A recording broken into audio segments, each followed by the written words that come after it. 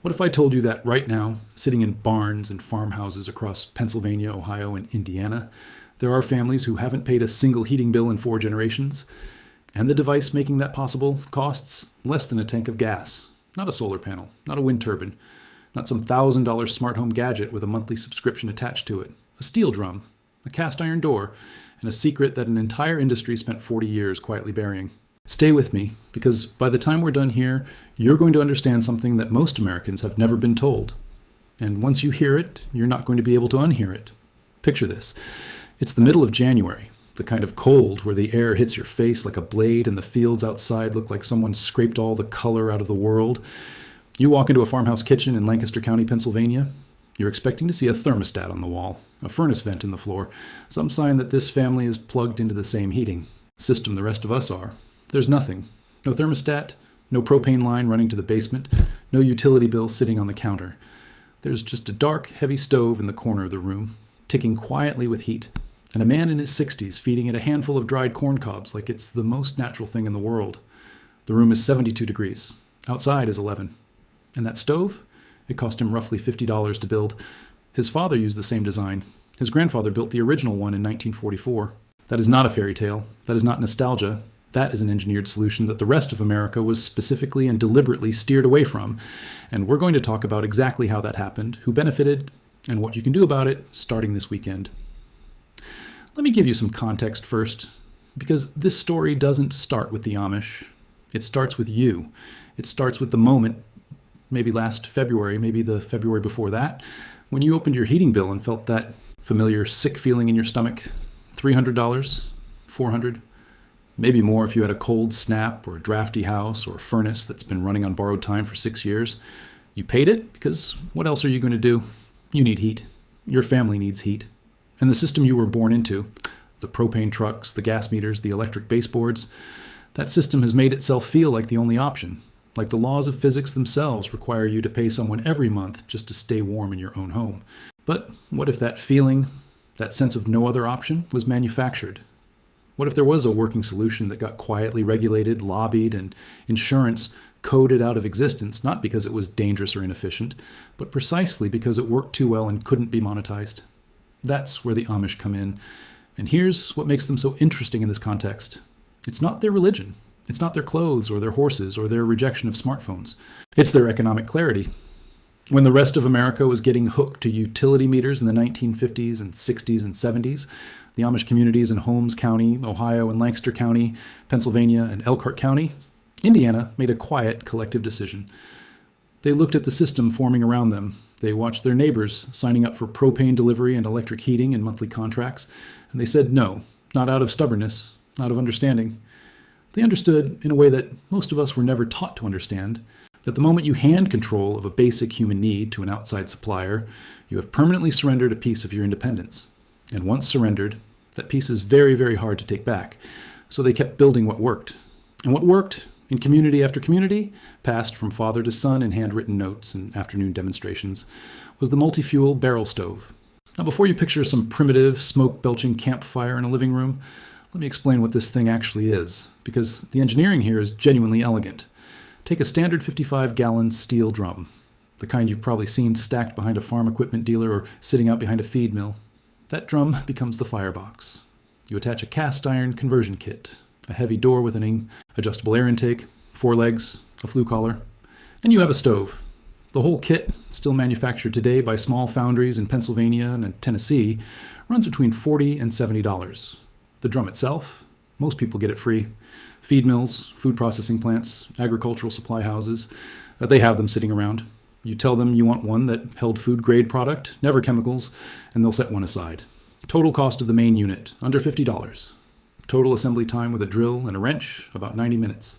But here's what makes this different from every polished, EPA-certified $1,000 wood stove you've ever seen advertised.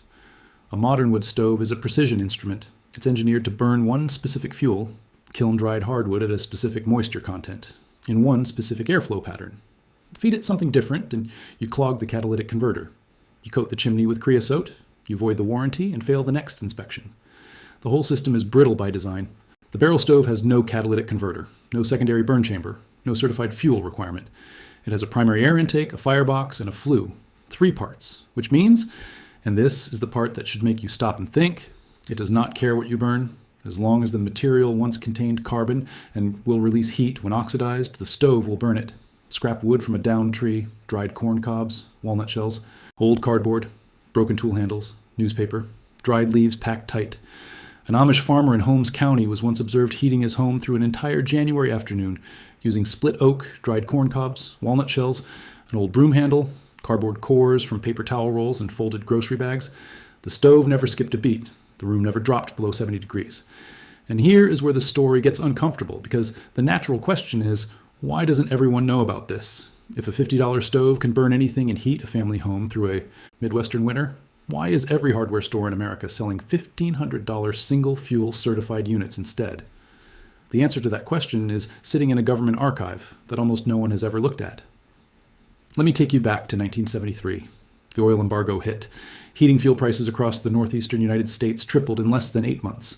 American families were burning furniture in fireplaces just to keep their children warm. It was a genuine crisis. And in the middle of that crisis, the United States Department of Agriculture, specifically the Forest Service Research Division, commissioned a study on small farm heating efficiency. The report was published in 1976.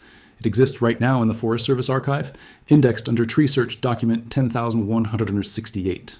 That report compared 7 different residential heating systems used on small farms across the Midwest: a central oil furnace, electric baseboard heat, propane forced air, a cordwood fireplace, a modern airtight wood stove, a coal pot stove, and what the researchers called, in their own carefully dry language, a multi-fuel barrel-type conversion stove. The barrel stove won, not narrowly, not in 1 or 2 categories. It won every single category that mattered to a working family. Lowest installation cost, lowest maintenance cost, lowest fuel cost per BTU delivered, highest fuel flexibility, and longest service life, with documented examples in Pennsylvania still running after more than 50 years of continuous winter use. Think about that for a moment. A government study, paid for with your tax dollars, found that the simplest, cheapest, most fuel-flexible heating system available was the best option for American homeowners across the board. And that study was published in 1976, and you have never heard of it. Your parents never heard of it. Your builder never recommended it. Your insurance company never mentioned it. Why? Because between 1978 and 1988, a coordinated wave of new emission standards, insurance underwriting rules, and local fire ordinances quietly made it nearly impossible to install one of these stoves in a newly constructed home in most American zip codes. The barrel stove was not banned by name. It was banned by specification. New regulations required certified secondary combustion systems, sealed catalytic converters, EPA emissions certification tags, equipment that a $50 drum with a cast iron door kit could never carry, and was never designed to carry. A device that had been heating American farmhouses effectively and safely for over a century was, in effect, regulated out of existence for new construction. And here's the part that really gets under your skin when you learn it. The companies that lobbied hardest for those new emissions specifications in the early 1980s were the same companies that, by 1990, they were selling EPA-certified wood stoves for $1,500 and pellet stoves for $3,000. The fuel restriction was the business model. A stove that burns anything can't be monetized. There's no fuel to sell. There's no consumable to supply. There's no monthly truck pulling into your driveway. But a stove that burns only one specific certified fuel, that's a captive customer. That's a subscription wrapped in sheet metal and sold to you as safety. The Amish saw this clearly. They were never inside the system to begin with. They watched it form around the rest of America, the meters, the contracts, the monthly bills, and they made a quiet decision, family by family, community by community, to stay outside of it. That's not religion. That's not stubbornness. That is economic clarity of a kind that most of us lost somewhere between the 1950s and the first time we signed a 30-year mortgage with a built-in furnace warranty. Now, here's the part that Secret Vault digs into that most channels never get to. Because knowing the history is one thing, but actually taking this knowledge and using it in the home you already own is something different. And that's what matters. If you're sitting there thinking this only applies to people building from scratch on rural land, stay with me, because this is specifically for you. The good news, and it is genuinely good news, is that you do not need to move. You do not need to remodel. You do not need to pull a permit or call a contractor. Here is the actual 5-step process, exactly as an Amish neighbor in Holmes County laid it out. Step 1, find your existing chimney. If your house was built before 1980, you almost certainly have a real masonry chimney, even if it's been capped or covered with drywall. Most homes from that era were built with a working flue for an oil or coal furnace, and that flue is still there behind the wall. You don't need to build a new chimney. You need to uncover the one you already have. A flashlight, a stud finder, and a tape measure can confirm it in 20 minutes. Tap on the basement wall near where the original utility hookups were. You'll hear the brick. Step 2, source your barrel. A clean, never-used 55-gallon steel drum can be had for between $0 and $25 from any feed mill, agricultural supply, or food processing plant in your county. Tell them you want one that held food-grade product. They'll set one aside. The Amish never pay for these. They get them through trade. Step 3, get the conversion kit. The cast iron door and leg set is still manufactured and sold through farm and ranch supply stores, mail order, and directly from small foundries in Pennsylvania and Tennessee. Search barrel stove kit. Current prices run from $42 to $68 depending on the foundry. The kit includes a heavy cast iron door with adjustable air intake, a flue collar, 4 legs, and the hardware. Assembly time, about 90 minutes. Step 4, set your stove on a non-combustible base. A 4x4 section of cement board topped with brick or stone tile costs about $60 at any building supply. This is the floor protection any reasonable inspector would expect. Step 5, connect to your existing chimney with single-wall stovepipe and a flue thimble. Total pipe and thimble cost is around $40. Have a chimney sweep inspect and clean the flue first. That runs under $200 and is worth every cent. Total project cost in a home you already own, using a chimney you already have, under $300. Total time, 1 weekend. And here's the detail that most people miss. Once that stove is in your basement, you don't disconnect your existing furnace. You leave it in place as backup. You burn the barrel stove all winter. Hogs and your propane or oil bill drops by 70 to 90%. You're not gambling. You're not starting over. You're simply giving yourself a fuel option that the system tried to take away from you. But the barrel stove itself is only part of what the Amish figured out. The part that makes the whole system work, even on a 20 below January night, took years of careful observation to even notice. Walk into any Amish kitchen in mid-December and look at what's sitting on and around the stove. There's almost always a heavy black kettle of water simmering at the back, a cast iron pot on the front. And leaning against the side of the stove body, almost always, a large flat slab of soapstone. For years, most outside observers assumed this was just cooking convenience, boiling water for laundry, keeping stew warm, just kitchen stuff happening near the heat. They were wrong. That kettle, that pot, and especially that soapstone are part of the heating system. They are thermal mass batteries. They absorb heat during the burn cycle and release it, slowly, for hours, after the fire has burned down to coals. A barrel stove by itself is a fast heater. You feed it, the fire roars, the iron gets hot, the room warms. But when the fire dies, the iron cools in under 40 minutes. Without thermal mass, you're feeding the fire constantly. With thermal mass, the heat keeps coming for hours after the last log goes in. A single 20-pound soapstone slab heated to 400 degrees releases the equivalent of approximately 800 BTUs over the following 4 hours. Stack 3 of those around your stove and you have a free, silent, fuel-less heater running all night long after the fire has gone completely out. You can buy a soapstone slab from any monument supplier or stone yard for under $30. River stones work just as well. Some Amish families use bread loaf-sized stones stacked in a wire cradle next to the stove body. Same principle. Zero cost. But there's one more layer to this, one more piece that most people, even people who know about barrel stoves and thermal mass, have never heard of. It comes from that 1976 USDA Forest Service report on page 41 in a footnote that almost no one has ever cited, in a report that almost no one outside of agricultural research archives has ever read. The researchers were documenting barrel stove setups in Amish homes in Pennsylvania and Ohio, and they noticed something that none of the certified stove engineers had bothered to study. Above almost every Amish barrel stove, on the single-wall stovepipe, in the section between the stove body and the ceiling, the families had installed something. A length of black-painted, galvanized pipe wrapped in a spiral of ordinary copper tubing. The copper tubing was filled with water. It ran from a small reservoir at the bottom up around the stovepipe in a tight coil, and back down into the same reservoir. That's it. That's the whole device. The Amish and Pennsylvania Dutch call it a Waserore, a water pipe. In engineering terms, it's a thermosiphon flue jacket. Here's what it does. The stovepipe in any wood-burning installation gets extremely hot, between 500 and 800 degrees Fahrenheit. The vast majority of that heat goes straight up the chimney and out into the sky. Wasted. Gone. Every minute the stove burns, you're throwing heat into the atmosphere. The Waserore captures that wasted heat by passing water through copper tubing wrapped around the pipe. The water heats up, hot water rises, cold water sinks. The system circulates entirely by itself. No pump, no electricity, no moving parts. The hot water flows into the small reservoir above the coil, which the family uses for dishes, baths, hand washing, laundry, and general hot water needs. Free hot water, year-round. As long as the stove is burning. Imagine this.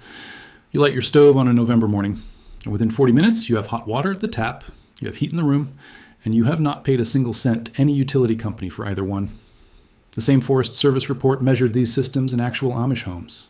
A barrel stove with a Waserore coil delivers, on average, an additional 11,000 BTUs of usable energy per hour into the household, in the form of hot water that would otherwise be lost up the chimney. 11,000 BTUs is the equivalent of running a small space heater continuously, for free, every minute the stove is lit. Total cost, to add one to your existing barrel stove this weekend, 20 feet of half-inch soft copper tubing, about $38 at any plumbing supply. A small 5-gallon stainless steel reservoir, around $45, or free if you have an old stock pot or a decommissioned beer keg. A few brass compression fittings under $20. Total cost, under $110. Total install time, 1 afternoon. No permit required, no inspector needed. You do not need a license to wrap copper tubing around a pipe. You wrap the coil tightly around the stovepipe in the section between the stove body and the ceiling. Connect the bottom of the coil to the bottom of the reservoir. Connect the top to the top. Fill the system with water. Light your stove. 40 minutes later, you have hot water indefinitely at no ongoing cost. The Amish in Lancaster County have been running this exact setup since at least the 1920s, according to oral histories collected by the Pennsylvania State Heritage Commission. It was observed and documented in writing by the USDA in 1976, and it was quietly, completely, deliberately left out of every American home heating guide, building manual, and energy efficiency pamphlet published in the 40 years that followed. Here's what that means in real terms. If you installed a barrel stove with a Waserore this October, you could realistically stop paying for water heating fuel from November through April. That alone, in most households, is between $80 and $120 a month. Gone. Just gone. Replaced by a device that cost you less than $200 total and requires nothing from any supplier ever again. This is the kind of knowledge Secret Vault exists to dig up and put back into circulation. The practical, proven working solutions that got buried not because they failed, but because they succeeded in a way that cut certain industries out of the picture entirely. Solutions your grandfather might have used, that your father's generation was steered away from, and that your generation was never taught existed. Think about what you now understand that you didn't understand an hour ago. You know that a $50 stove, built from a free drum and a hardware kit, will burn virtually anything that once contained carbon. Wood, corn, cardboard, newspaper, walnut shells, dried leaves, scrap lumber. You know that it can heat your entire home through a Midwestern winter. You know that a $300 retrofit using a chimney you already own can cut your heating bill by 70 to 90% without touching your existing furnace. You know that soapstone, river rocks, and cast iron cookware can store hours of heat silently and for free after the fire goes out. And you know about the Waserore, the copper coil on the stovepipe that has been giving Amish families free hot water for 100 years, documented by the United States government in 1976 and never mentioned again. You did not lose this knowledge by accident. It was taken from you on purpose. The market was cornered by narrowing the fuel. The fuel was narrowed by writing those regulations. The regulations were written by the people who profited from the subscription. That is not conspiracy theory. That is the documented sequence of events, and it played out across American home building codes between 1978 and 1988. The barrel stove was regulated into obscurity while the companies pushing those regulations built the market that replaced it. The Amish never agreed to that arrangement. They never signed the contract. They watched the rest of America get wired into the system, and they kept doing what worked. And what worked? What has kept 4 generations of families warm through the worst winters the Midwest can throw at them is a $50 stove, a copper coil, a piece of soapstone, and a very clear understanding of something that most of us have forgotten. The warmest house is the one that doesn't owe anybody anything. That's what this is about. Not just saving money, though you will save money. Not just being prepared, though you will be more prepared. It's about recovering something that was quietly taken from you. The knowledge that basic human needs like warmth and hot water don't require a monthly payment to a corporation. They require skill, material, and the willingness to do something your grandfather would have done without a second thought. So here's what I want you to do right now. Think about your property, your garage, your yard, your basement. Think about what you've been throwing away or paying someone to haul off. The tree that came down last spring, the cardboard from 6 months of online orders stacked in the corner, the corn cobs from the garden, the broken lumber from a deck repair.